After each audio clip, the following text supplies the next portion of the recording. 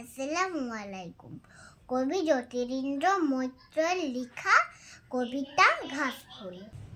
আমরা ঘাসের ছোট ছোট ফুল, হাওয়াতে দুলাই মাথা, তুলনা মরির দোলনা পায়ে, ছিঁড়ো না নরম পাতা, শুধু দেখো আর খুশি হও মনে।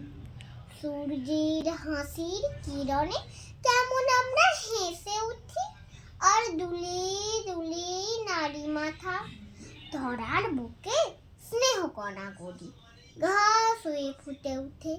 আমরা তারি লাল নীল সাদা হাসি, রূপকথা নীল আকাশের বাঁশি, শুনি আর দুলি শান্ত বাতাসে, যখন তারারা ফোটে। আসসালামু আলাইকুম ওয়া রাহমাতুল্লাহি ওয়া বারাকাতুহু।